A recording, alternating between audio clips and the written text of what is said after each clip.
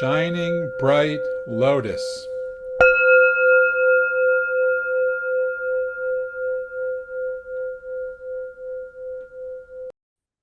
Hi, Ekai Joel here to talk about the seventh precept. Celebrate others. I vow to refrain from praising self at the expense of others. I rejoice in the good fortune of others. I do not, through my thoughts, words, or actions, separate myself from others through coveting, envy, and jealousy. Traditionally, this is simply thought of as refrain from praising yourself and downgrading others, or do not elevate the self and blame others. That's a nice one. That's the Daido Roshi's version of it. Actually, interesting. Aiken Roshi, not praising yourself while abusing others.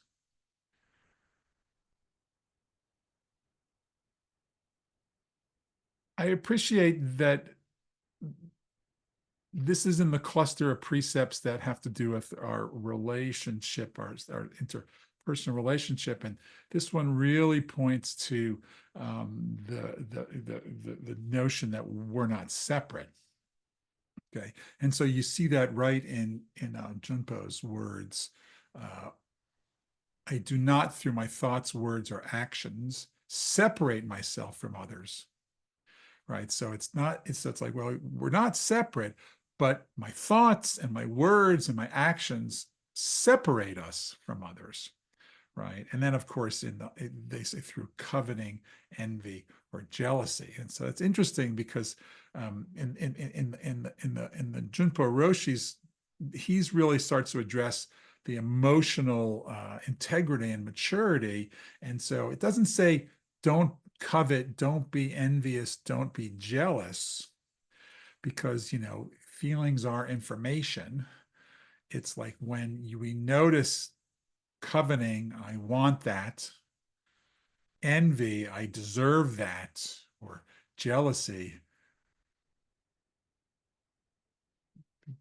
being more erotically emotional. I'm jealous of the attention that you're getting, versus envy, which is more about I should be recognized in the way that that distinguishes those two. They get mixed up quite a bit, right? But in a way, I always see envy as sort of more about social position versus jealousy more about affection and love, right? It's like those feelings may arise, but if we're skillful and we are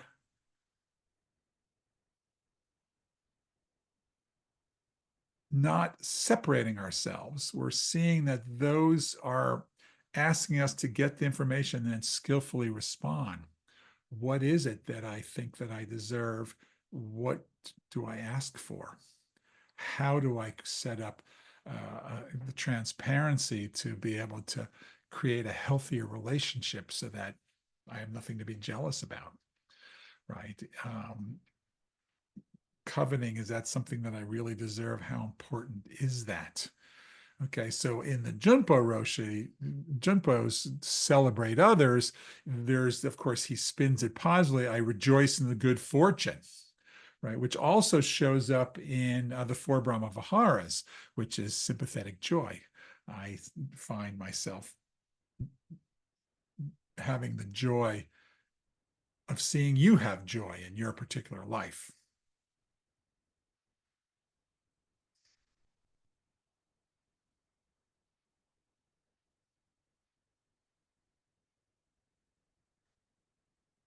Returning to the traditional perspective of it, right? Not praising self at the expense of others, that is this notion of separation. And if we're interconnected, then that separation, that praising self, putting others down, separates us. right? So through the practice of pure awareness, meditation, zazen, through this recognition, we continuously learn and reinforce in our nervous system that sense that there is no distinction between all beings. And as I can embody that, then it's not such a hard work to put others down, to refrain from it, because we want to see all beings thrive. Bodhisattva vow. However innumerable all beings are, I vow to serve and liberate them all. Right? Sentient beings are numberless. I vow to save them all. Basic vow of Mahayana Buddhism. In the precepts, we're now focusing on behavior, refraining from praising self at the expense of others, and how thoughts, words, deeds, actions, right? So, can I recognize in how I think, speak, and do that we're not separate? How can I acknowledge the emotions like coveting, envy, and jealousy, and skillfully, which is upaya, show up in a way that sees us all as not separate?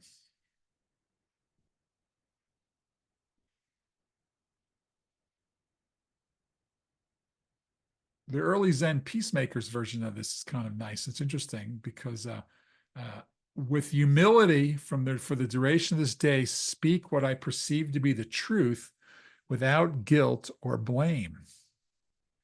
I will give my best effort and accept the results. Okay, so that is a really gotten a little, really another spin to it in some way or another. Okay. I, with humility for the duration of this day, speak what I perceive to be the truth. Can I be present and truthful without guilt or blame? Making others guilty, blaming them, or feeling guilty, blaming myself, and accepting what that's like to speak in that particular way.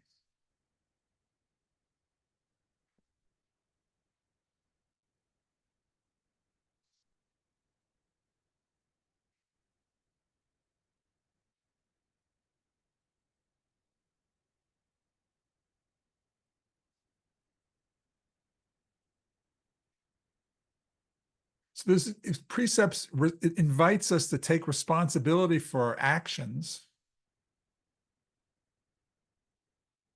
to not other, not to not be blame and be critical, see the reflections of our actions and our deeds as what's reflections of what's happening inside, recognizing our interconnectedness, celebrating the actions of others,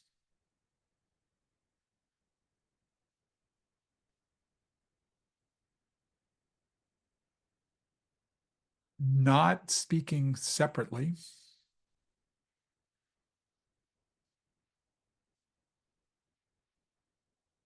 responding to our emotional reactivity with skillful means so that we embody the Bodhisattva vow in how we speak, think, and act.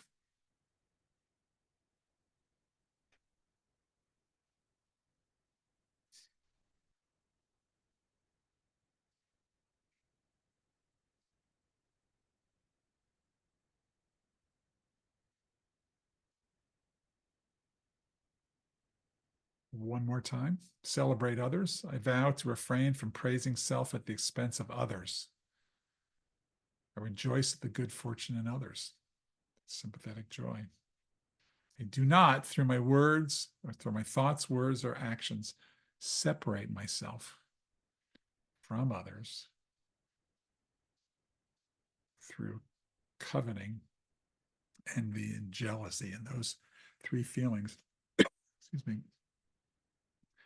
are very much about interpersonal relatedness, right? And how we see ourselves, how we have the opportunity to, through our Zazen practice, continuously embody that there is no separation.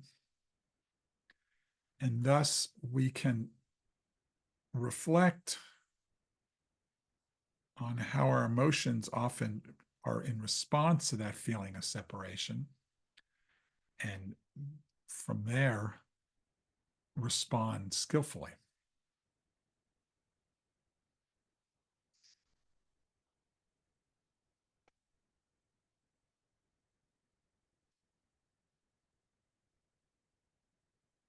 It's an important precept, and I'm grateful for having a chance to share with you today. And I look forward to continuing on the journey.